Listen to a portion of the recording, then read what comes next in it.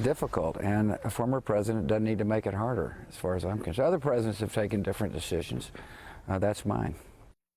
We've never been in a climate where, the turnover has been so rapid.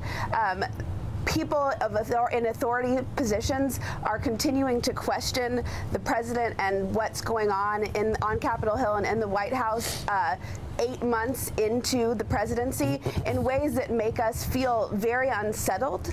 And so I think that, passing on the baton, when you do that, you assume that the person who you've passed it to is going to carry on running the race in the same manner or within the same parameters that you had done it. I think that is not happening here. That was Caroline Randall Williams earlier this morning on Morning Joe. Her column in the New York Times is written directly to President Obama, calling on him to take a different approach than President George W. Bush took and to speak out about the actions of his successor. She writes in part this to the last president, quote, "Don't get me wrong, I've enjoyed your few public engagements so far this year. You spoke meaningfully on climate change. In Milan, you eloquently repudiated the continuing attempts to repeal the Affordable Care Act. It was heartening to see the people of Berlin receive you so warmly and to watch you speak with Chancellor Angela Merkel. Mr. Obama, you were as ever subtle, insightful, and measured. But I know that you know that we can't be hiding behind walls. As a rule, I do not speak back to the television when I am alone, or I didn't used to. And then around the time of James Comey's firing, I listened to Alan Dershowitz basically announce that the apocalypse we've been dreading is upon us. I started to feel actual panic. I found myself yelling at the screen and into the universe, Barack, where are you? It's very Trumpy, kind of like yelling at the TV like yes, that. Yes, it That's is. Good, yeah. Take the next step and be Elvis and shoot the TV. Yeah, right. Joining us now, former Undersecretary for State for Public Diplomacy, Rick Stengel, White House correspondent for Bloomberg News, Shannon Pettypiece, and the host of MSNBC's Politics Nation, the president of the National Action Network, the Reverend Al Sharpton, John Howman, Noah Rothman back with us as well. Rev, let me start with you and just get your reaction to that idea that President Obama should step forward. He's come out a few times. He's chosen his spots so far through the first 7 months. Should he do more? I understand Ms. Williams' frustration, but anyone that has known President Obama knows he's always been very measured, and he's not going to change personalities because of the Trump hysteria. But politically, I think that the best thing that could happen to Donald Trump is he get in a back and forward with Barack Obama. He would want that. He wants for his base to make this about him and Obama rather than his policies. So even though I understand her frustration and I understand her panic when she hears somebody says the apocalypse is upon us, she should look at the fact that all Donald Trump needs to do so people will ignore these kinds of catastrophic moves he's making is for him to get on a battle like Mayweather-McGregor with he and Barack Obama. That's what he wants. Yeah. Howard Dean made that point earlier on the show, exactly your analysis of it. And Shannon, somebody pointed out to us that Hillary Clinton's book comes out at a good time for Donald Trump. Right. Because she's back on the scene and he's got his foil back. I feel like the past few weeks has been a man desperately searching for an enemy, desperately searching for someone to punch. Why don't I try McConnell? Why don't I try James Clapper? Why don't I try Paul Ryan?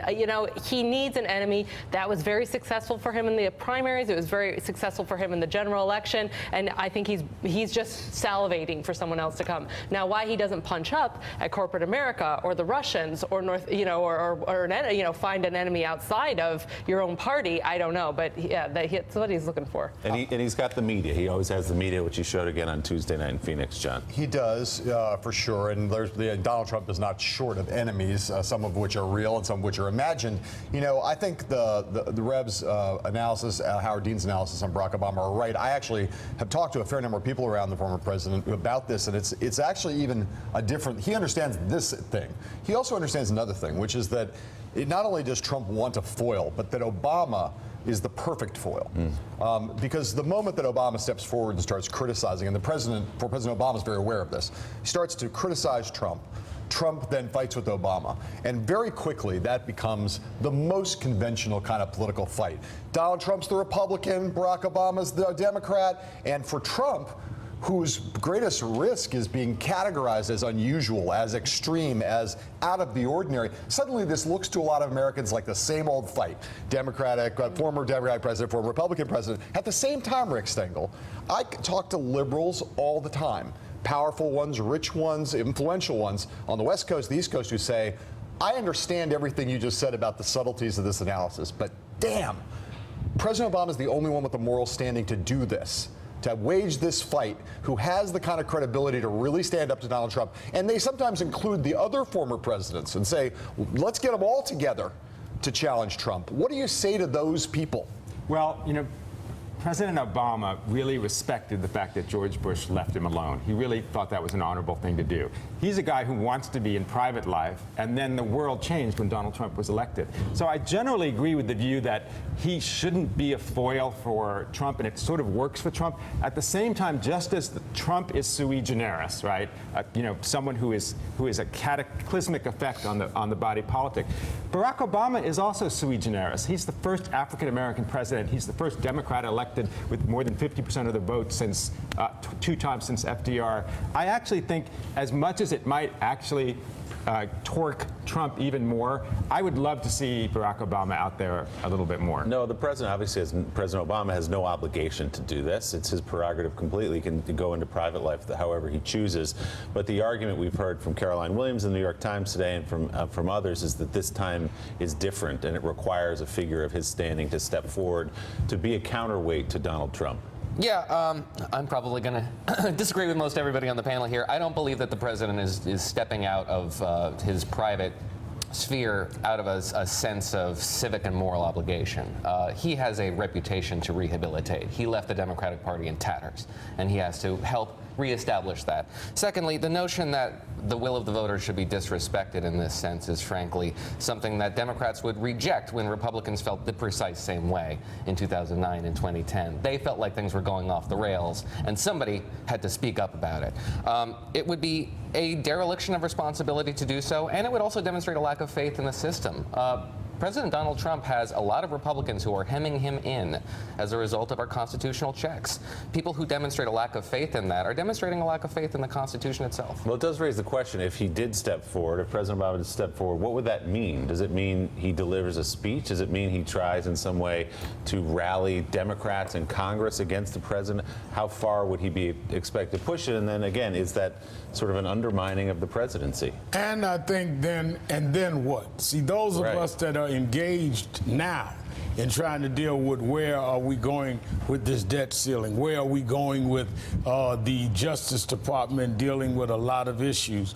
He comes out, he makes a speech, then what? It's not going to sway the Republican Senate. It's not going to sway the Congress. And one of the things that President Obama established throughout his presidency, we that were leading civil rights organizations would meet with him, is okay, I make a dramatic move, and what's next? And I think that someone would have to convince him of where it would have an impact for him to do it. Otherwise, it's just another day, big headline, Obama spoke, then what? And he may unite the Senate and the House Republicans around Trump because they don't want to look like they're voting with Obama. Right. So the question is, do we have an objective, or do we just want somebody to make us feel better for 24, 48 hours? It'd be counterproductive, actually, as you point out. So, Reverend, you've got a big event coming up Monday. It's the 54th anniversary of Dr. King's speech and the March on Washington. Significance of that day to you and where we are now 54 years later? 54 years ago Monday, Dr. King did his famous I Have a Dream speech. People read the end of the speech, the dream part, the climax, but they don't read the context of the speech. We talked about voting rights, and we talked about things like criminal justice and poverty. So on this Monday, we're doing something different. We always bring out thousands.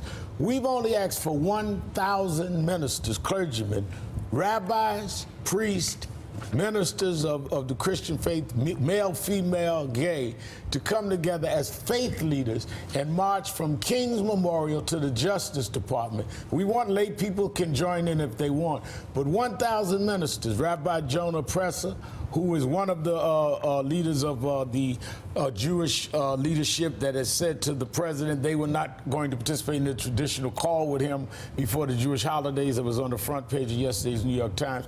He's co-chairing. Martin Luther King III will be one of the major speakers. We want to show the world that 54 years later, the dream of Dr. King, the substantive part, is at risk with some of the things that are now being offered in terms of suppressing voter rights, in terms of not dealing fairly. We're looking at this tax bill, what's going to happen to working poor people in terms of criminal justice reform. The substance raised by moral leaders and faith leaders, because that's what Dr. King was. He never was a legislator. He was a moral leader. Moral leaders are going to Washington on Monday to raise this. The contrast with Charlottesville, they went to Robert E. Lee's monument. We're going to Dr. King's monument. Jews, blacks, Latinos, Muslims together and make a moral statement. And that'll be on Monday in Washington if you want to join in with Rev. Are WASPs? Why are you pointing at me?